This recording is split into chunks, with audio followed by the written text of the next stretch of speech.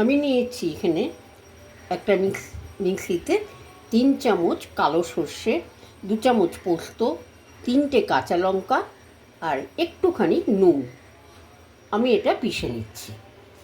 আমার পেস্টটা ঠিক এরকম হয়েছে, দেখে নিন। আগের থেকে নুন হলুদ মাখিয়ে রাখা চিংড়ি মাছটা আমি কড়াইয়ের মধ্যে দিয়ে দিলাম। এইবার দিলাম পরিমাণ মতো নুন,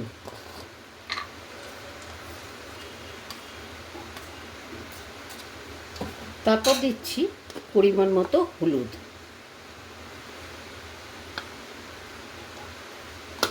এবার এই মশলাটা দিয়ে দিচ্ছি, সর্ষে পোস্ত মশলাটা দিয়ে দিচ্ছি। আপনারা ইচ্ছে হলে পরে এর সঙ্গে নারকেল কোড়াও দিতে পারেন, কিন্তু আমাদের যেহেতু ডাক্তারের বারণ, সেজন্য আমরা নারকেলটা খাই না। এর সঙ্গে আপনারা নারকেল কোড়াও বেটে দিতে। আমি এবার ওই সর্ষে পোস্ত মাখাটা দিয়ে পরিমাণ মতন মাছ সেদ্ধ হওয়ার মতন জল দিয়ে খুব ভালো করে এটা মেখে নিলাম। এবার এর মধ্যে দেব কাঁচা তেল, সর্ষের তেল, আর দেবো একটা কাঁচা লঙ্কা। এবার তেলটা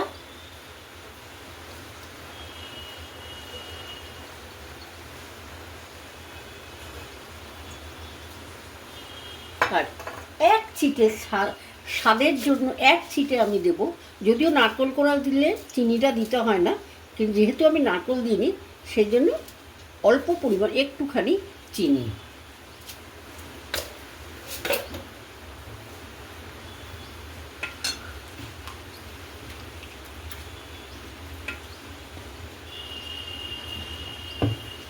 আর দিলাম একটা কাঁচা লঙ্কা। এবার এটা ঢাকা দিয়ে আমি গ্যাসে বসিয়ে দেবো। এবার আমি এটা গ্যাসে ঢাকা দিয়ে বসিয়ে দিলাম। আর কিছুই করতে হবে না, আর কিছু দিতেও হবে না।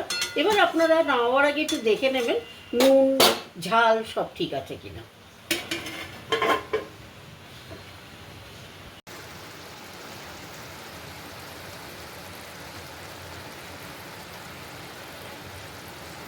আচ্ছা, আমার চিংড়ি মাছের সর্ষে পোস্ত হয়ে গেছে।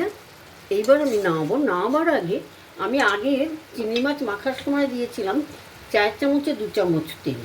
এখন আবার ওপর থেকে একটু 1 চামচেরও কম একটু তেল ছড়িয়ে দিলাম।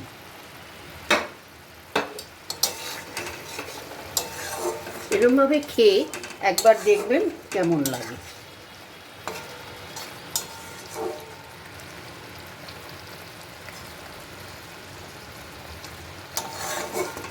আমি এখন এই রান্নাটা সার্ভ করে দিচ্ছি।